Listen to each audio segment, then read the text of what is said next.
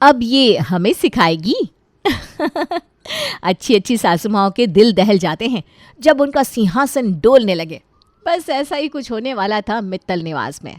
लेकिन तूफान के आने से पहले की खामोशी का मजा लेते हैं, उसके लिए आपको चलना होगा मित्तल निवास। तो आइए फिर देर कैसी, आपको घुमा कर लाते हैं कि आज कौन सी नई खिचड़ी पक रही है। अरे थक गई हूँ मैं भी अब काम कर कर के। इस घर के काम का अंत कब आएगा? मुझे तो लगता है जब इस घर से मेरी अर्थी उठेगी तभी सब काम खत्म होंगे। अरे कहाँ हो सबके सब? कान में क्या कान खजूरा घुस गया है? या केरोसिन डालूं तब सुनाई देगा? मम्मी आप भी ना, ये क्या रोज सुबह सुबह इतनी कड़वी बातें बोलकर जगाती हो, मन ही खराब हो जाता है। अच्छा तो ये बता कौन सा सुरीला राग छेड़ूं जिससे तुम लोग जाग जाओ? एक बात तो है मम्मी, आप पर जैसे ही कोई वर्कलोड पड़ता है ना, आपका टेम्परामेंट तुरंत हाई हो जाता है। ठीक है कर रही हूँ मैं घर की साफ सफाई, बाकी के काम मैं ही तो रात को करके सोई थी ना। तब तक गोपाल भी बाहर आ जाता है। अरे मम्मी क्या हुआ, क्यों इतनी ज़ोर ज़ोर से चिल्ला रही हो? अभी तो बस 9 ही बजे है। बेटा 9 नहीं, पूरे 9 बज चुके हैं। फिर समझो ना आज तुम्हारी मम्मी जल्दी जा गई है तो बस। ये कहकर महेश जी मुस्कुराकर गोपाल और प्रीति की तरफ देखते हैं। अब ये आपकी टॉन्ट वाली बातें क्या मुझे समझ में नहीं आती है? अब बहुत हुआ। मुझे तो बस इंतज़ार है कैसे भी करके बस ये थोड़े दिन और निकल जाए और मेरी बहू घर आ जाए। सही बोलूँ तो अब मुझसे इंतज़ार नहीं हो रहा।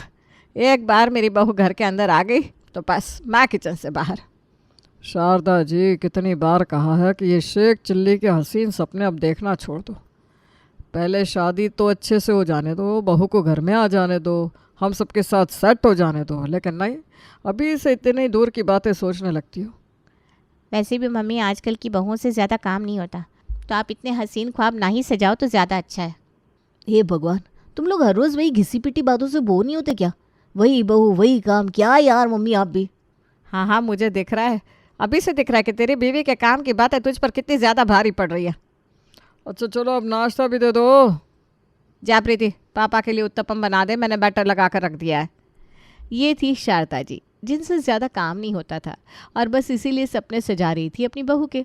फिर जैसे तैसे करके थोड़े दिन निकलते हैं और फिर मित्तल निवास में आगमन होता है नई बहू का, जिसका इंतज़ार पूरे परिवार को बड़े ही ज़ोरों शोरों से था।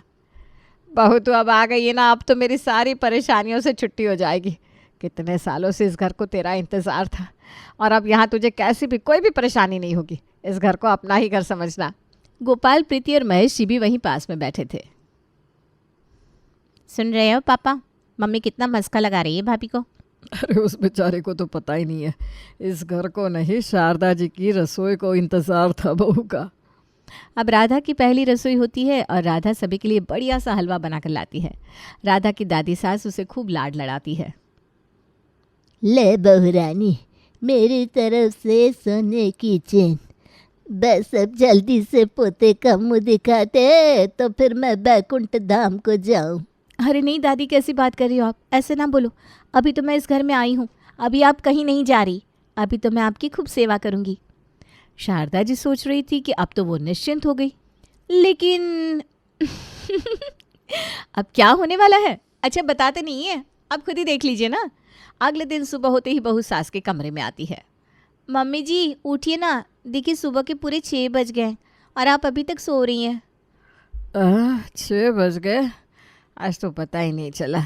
शादी की भागम भाग में इतना थक जाते हैं और फिर इतने दिनों से नींद ही पूरी नहीं हो रही थी। कोई बात नहीं मम्मी जी, जल्दी से नहाकर नीचे आ जाइए। यहाँ अभी पापा जी सो रहे हैं ना, उनको डिस्टर्बेंस होगा। क्या नहाकर? क्यों बहू, इतनी ठंड में, वो भी 6 बजे नहाकर? अरे मम्मी जी, तो क्या बिना नहाए रसोई में चली जाती हो आप? फटाफट आ जाइए नीचे। शारदा जी राम राम करती हुई जैसे तैसे नहा कर आती है। अरे यार, आज तो इस बहू ने इस कड़कड़ाती ठंड में नहला दिया सुबह सुबह। और अभी ये नई नई है, इसके आगे कुछ बोल भी नहीं सकते। लेकिन अगर ये आगे भी ऐसी रही तो आपका मरना तय है शारदा। फिर बहू के पास पहुंचकर शारदा जी उससे पूछती है, अरे बहू तू ये तो बता, तूने सुबह सुबह मुझे क्यों बुलाया यहाँ? राधा की दादी सास प्रेमा वहाँ पहले से बैठी हुई थी। वाह, आज तो बहू तुझे उठा लाई शारदा। कितनी सुथरी बहू मिली है तुझे, देख ले। तब तक राधा वहाँ पूजा की थाली लेकर आती है। लीजिए दादी माँ, मैंने पूरी तैयारी कर दी है। देखो कहीं कुछ छूट तो नहीं रहा है ना। अरे बहू, आज तो इतनी होशियार नहीं होती तो ये पूजा रह ही जाती। सुन रही है शारदा, न जाने कौन सी दुनिया में रहती है तू। अब मैं तो बुढ़िया हो चली, मुझे कहाँ ये सब याद रहता है। तेरी बहू ने मुझे याद दिलाया कि शादी के अगले दिन तो पूर्वजों की भोग पूजा होती है। अरे हाँ, सही कह रही हो अम्मा जी, मैं तो भूल ही गई थी। बहुत बढ़िया किया राधा तुमने। फिर तीनों अच्छे से बैठकर पूजा करते हैं और बाद में घर के सभी लोगों को प्रसाद देते हैं। 2 दिन बाद, मम्मी जी ये क्या, आप अभी तक तैयार नहीं हुई? अरे आज बसंत पंचमी है और मेरी प्यारी ननद रानी कहाँ है, दिख नहीं रही है। अरे वो तो अपने कमरे में ही होगी। अच्छा मैं देखती हूँ जाकर। राधा प्रीति को जगाने जाती है। क्या दीदी आप अभी तक सो रही हैं? ये भी कोई वक्त है क्या भला सोने का? कुछ तो ख्याल करो आप सोने का दीदी। चलिए उठिए फटाफट और नहा धोकर मेरे साथ मंदिर चलिए, आज बसंत पंचमी है। अरे कुछ दिनों में आपकी शादी हो जाएगी तो वहाँ जाकर क्या हम लोगों का नाम डुबाएंगी आप? अरे भाभी आज संडे है और इतनी सुबह सुबह कौन नहाता है? अभी उठती हूँ थोड़ी देर में। क्या थोड़ी देर में दीदी? घड़ी तो देखिए 8:30 बज रहे हैं। आपको पता है 5 सालों से मैं पूरा कार्तिक नहाती हूँ, वो भी 4 बजे उठकर। अब ये कार्तिक क्या भला है भाभी, और प्लीज़ थोड़ी देर सोने दो ना। नहीं नहीं नहीं नहीं, अब नहीं सोना है, चलिए उठिए। फिर राधा प्रीति की रजाई हटाकर पंखा चला देती है। ये क्या बात हुई भाभी? अच्छा आप चलो, मैं आ रही हूँ नीचे नहाकर। राधा नीचे जाकर शारदा जी को कहती है, मम्मी जी प्रीति दीदी कह रही है कि कार्तिक क्या भला है। आपने कभी उनको बताया नहीं कि कार्तिक के पूरे महीने में सुबह 4 बजे उठकर ठंडे पानी से नहाते हैं? राधा तू पहले अपनी सास से पूछ, उसको ये पता है कि नहीं क्यों शारदा कार्तिक का महीना स्नान दान क्यों किया जाता है? क्यों गृह युद्ध की तैयारियां करवा रही हो अम्मा जी? अब वो इतना कहकर शारदा जी चुप हो जाती हैं। तभी प्रीति ऊपर से तैयार होकर आती है। चलो भाभी बताओ अब कहाँ चलना है? चलो आज बसंत पंचमी है, हम सब लोग मंदिर चल रहे हैं। मंदिर? आप लोग हो आओ, मैं आज यहीं घर में ही पूजा कर लूँगी। नहीं नहीं नहीं नहीं, आप भी चलेंगी मम्मी जी? अरे नहीं नहीं, मैं नहीं जा रही, मुझे ना बहुत कमज़ोरी सी लग रही है। हाँ बहू, समझ रही हूँ तेरी कमजोरी। चलो राधा बहू, हम तीनों चलते हैं। अब तीनों मंदिर से आते हैं, तब तक शारदा जी खाने की तैयारी कर लेती है, ये सोचकर कि बहू बहुत खुश हो जाएगी।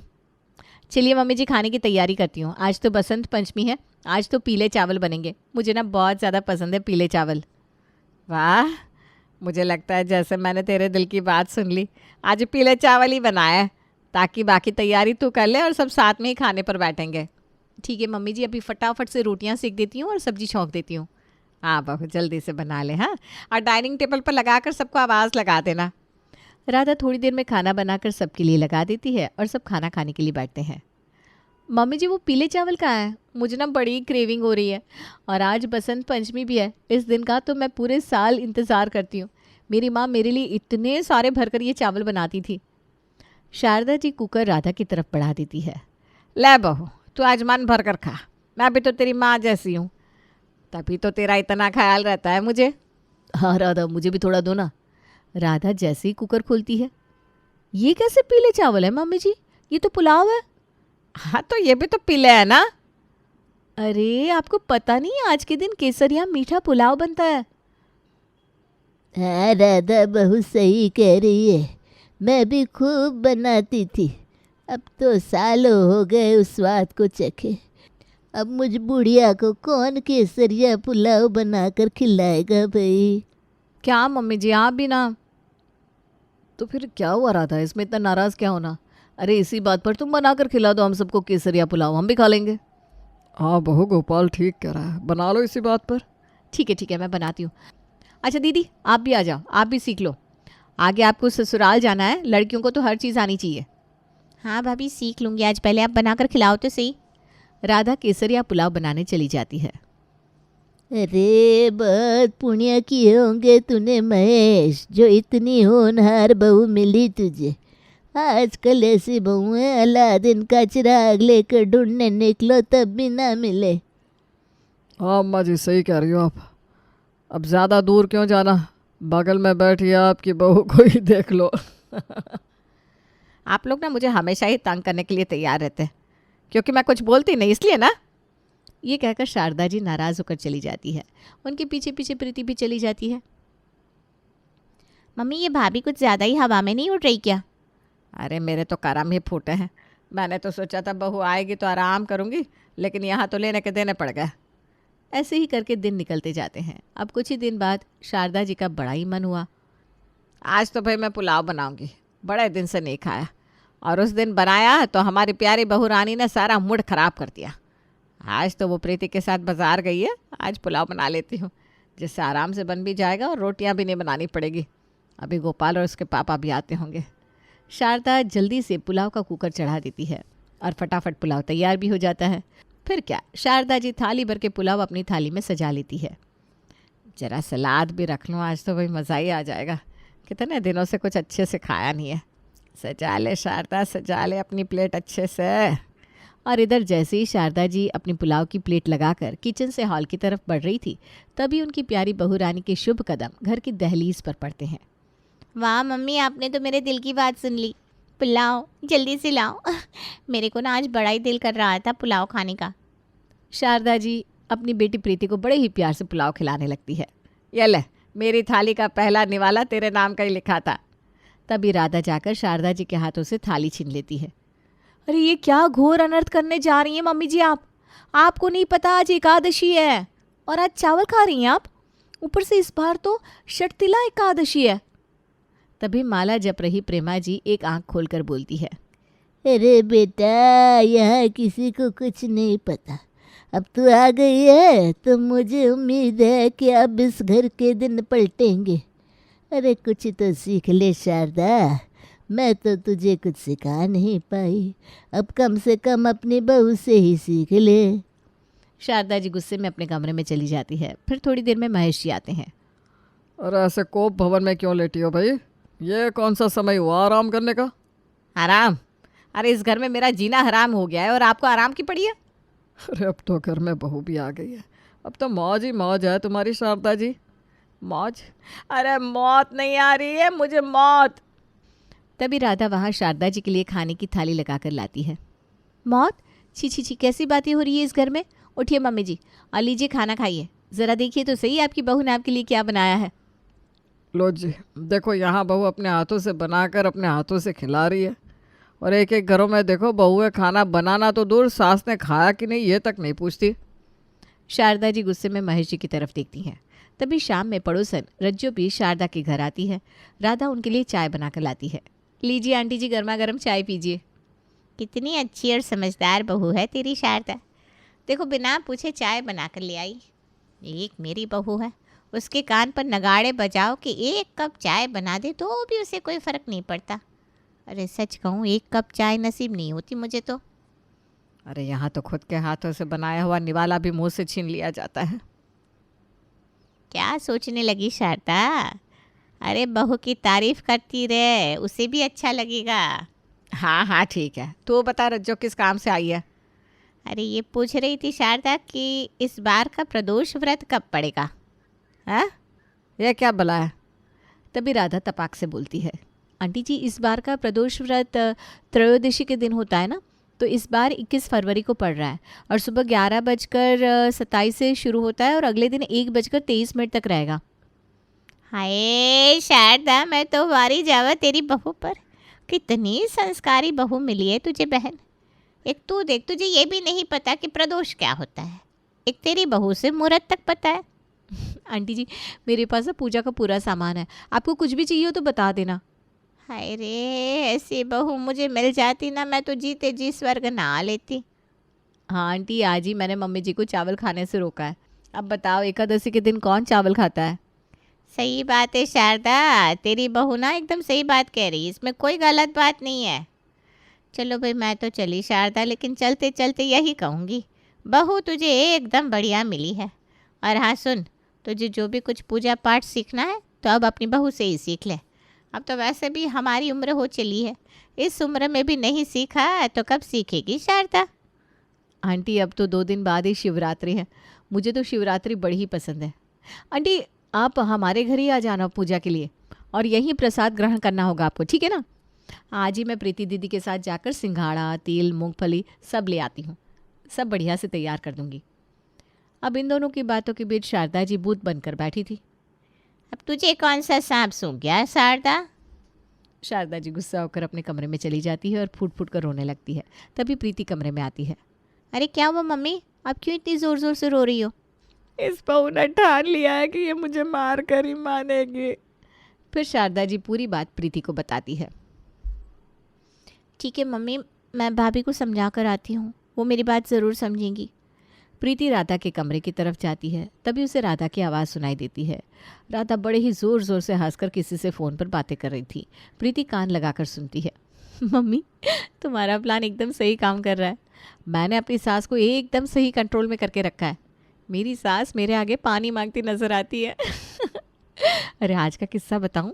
आज ना मेरी पड़ोसन रज्जो आंटी आई थी, तो वो प्रदोष व्रत का पूछ रही थी। मैंने फटाक से गूगल करके उन्हें डेट मुहूर्त सब बता दिया। भाई मम्मी, मैं तो पूरी कॉलोनी में क्वीन बन गई, क्वीन। अब वो आंटी है ना, एक नंबर की खबरची है। पूरी कॉलोनी में मेरी सास की ये खबर फैला लेगी। यही सोच कर ना मेरी सास सदमे में है। ये सारी बातें प्रीति सुन लेती है और राधा के कमरे में चली जाती है। प्रीति को देखकर राधा की सिट्टी पिट्टी गुम हो जाती है। दीदी आइए आइए बैठिए।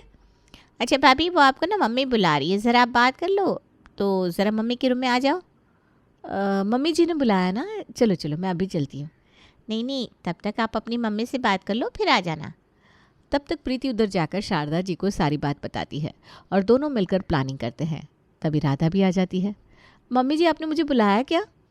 हाँ बहू, मैं ये कह रही थी कि ज़रा महाशिवरात्रि की कथा और पूजन विधि बता दे। अब मैं तो ठहरी अनाड़ी, मुझे कहाँ कुछ आता है। तू ज़रा सब समझा दे, मैं वैसे ही करूँगी। इस बार ना पूजा पूरे विधि विधान से करेंगे। क्या मम्मी जी, पूजा विधि से? अभी बताऊँ थोड़ी देर में? नहीं भाभी, अभी बता दो ना। अभी बताती हूँ। इतना कहकर राधा उठकर जाने लगती है। प्रीति उसका हाथ पकड़ लेती है। कहाँ जा रही हो भाभी? गूगल करने जा रही हो या फिर यूट्यूब से देखने? हाँ बहू, इतना तो बताती जा जिससे अब अगली पूजा के पहले हम भी देख लें। क्या आप लोग ये क्या कह रहे हैं? वही जो आप अपनी मम्मी को बता रही थी। अरे अभी तक तो हम सोच रहे थे कि आपको पूजा पाठ करना पसंद है, तो आपकी ये आदत बहुत अच्छी लगी थी, लेकिन आज पता लगा कि ये तो आप हमें नीचा दिखाने के लिए कर रही थी। मम्मी जी, आप मुझे माफ़ कर दीजिए। मैं आगे से ऐसा कभी नहीं करूँगी। नहीं नहीं, मुझसे माफ़ी मत मांगो बहू। अब आगे से हम दोनों मिलकर ही पूजा पाठ कर लिया करेंगे, भले ही चाहे गूगल और यूट्यूब देख के कर ले, हैं?